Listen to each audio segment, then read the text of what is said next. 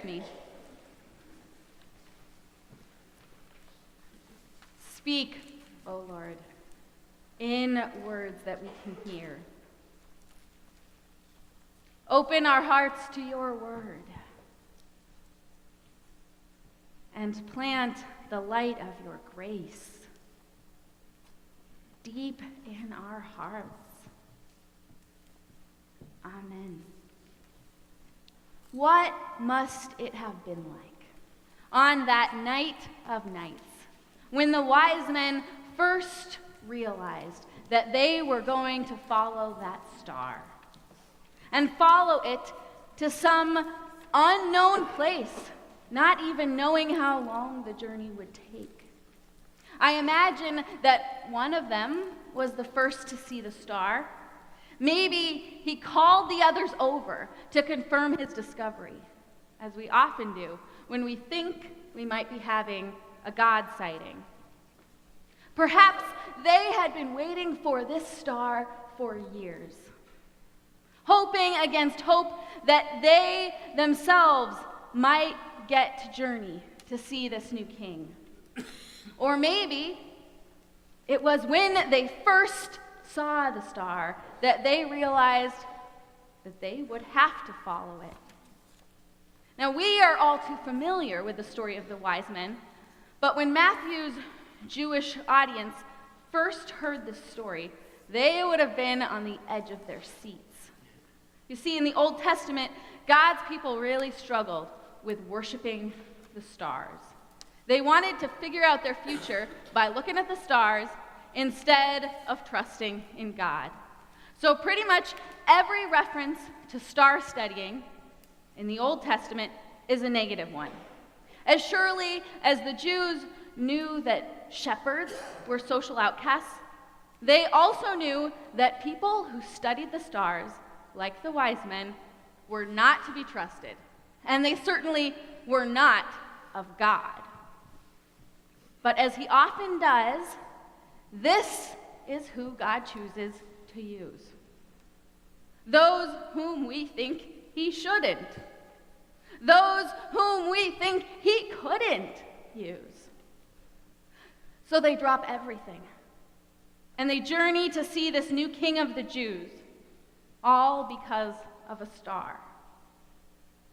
But though the journey is directed by God himself, still it's far from seamless.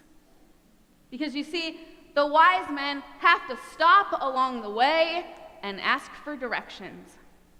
The story implies that their GPS of a star stops working. And it's at this point that many would have turned back, given up on the journey altogether. But these men are wise enough to know that even when the light stops shining, even when you maybe can't hear from God so well, God is still there. God is still guiding them.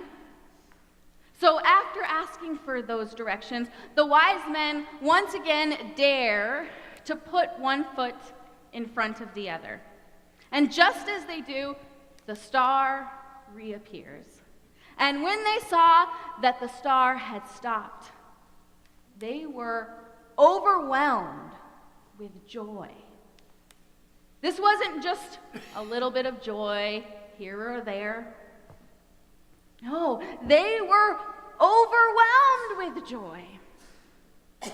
And after such a long journey, just imagine what it would have felt like to finally arrive and be able to kneel and offer their gifts. Like the camel in the children's message, who is simply compelled to take his most prized possession off of his back and give it right to the Christ child. Maybe you can recall a gift that was just a delight, a joy to give that you couldn't wait to give away. This year at Christmas time, I felt that way about our niece. She's 2.5, and every time I walked into a store, I thought, what can I buy her? And I was so excited to give her those gifts. Probably because at that age, you just know that it doesn't matter if it costs you 50 cents. She's going to light up. She's going to love it. And that's so much fun. And if you are hoping to hear God's voice, to hear God's call, be on the lookout for some of that joy. You've probably heard this before, but Frederick Buechner has explained it this way. The place that God calls you to is the place where your deep gladness and the world's deep hunger meet. And can't you just picture the excitement on the faces of those wise men as they kneel to offer those gifts? Now, historically, the church has interpreted each of these gifts to symbolize different aspects of Christ's identity. And many over the ages have speculated that for different reasons, these were the perfect gifts to give the Holy Family. But the wise men probably didn't know any of that. So here's what I imagine. Rewind a bit to the wise men packing their bags, getting the camels ready to go, when suddenly it dawns on them that if they're going to go visit a king, they should probably bring some gifts. But they're excited and in a rush to get going, so there's no time to go to the market. Instead, they sort through their things, fumble through some different possibilities, and finally settle on gold, frankincense, and myrrh. Maybe one of them is second-guessing it all along the way. What if they don't like the smell of frankincense? Maybe we should have gone with rubies or salt. Anything else? I know I can be like that at Christmas time. And if you feel like you sometimes end up fumbling around with your gifts, like you don't know what you have to give, you're definitely not alone. It's so common to feel like the gifts we have to give just aren't very good. Especially at this time of year when we come to realize in full force the magnitude of what God has done for us. No gift in return could ever be enough. Or sometimes we get stuck thinking that whatever we have to offer can't really make a difference.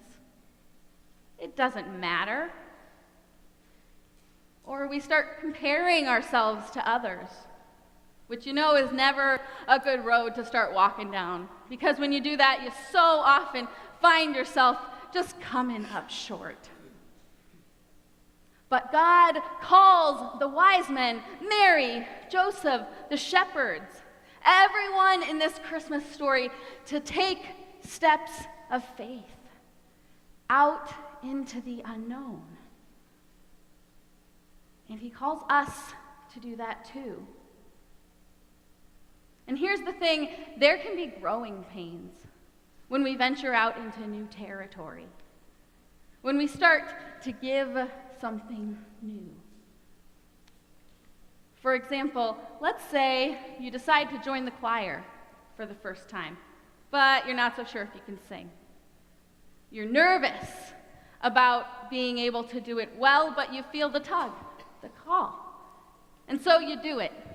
You leap out, you take that step of faith, you offer that gift, not really knowing where you're going to land. Or let's say you decide that this year you're going to be a bit more generous with your time or generous with your money. You'll likely feel the uncertainty, the pain of that at first.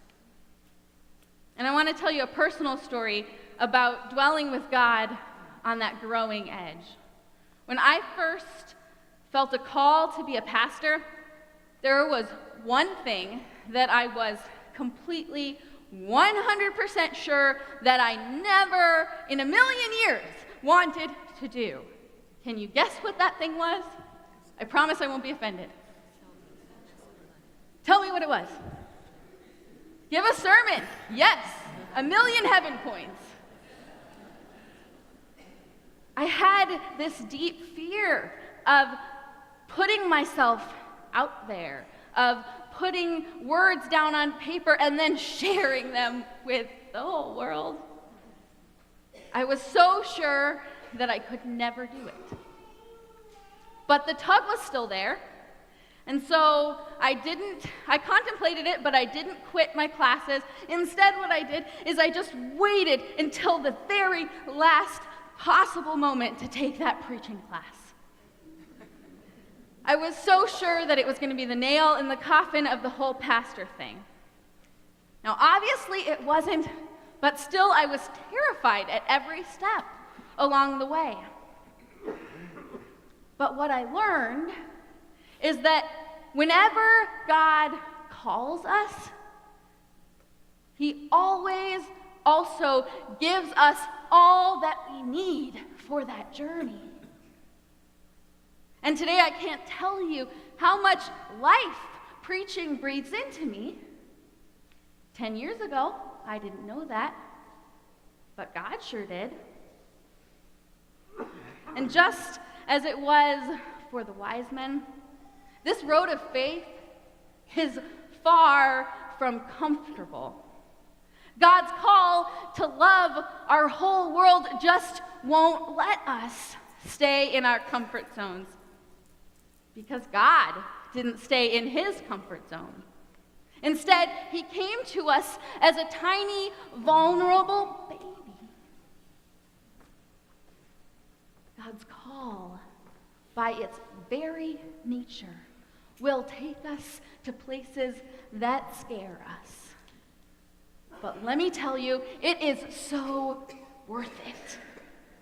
Because the God who knows us inside and out is so often just waiting to overwhelm us with joy. Amen.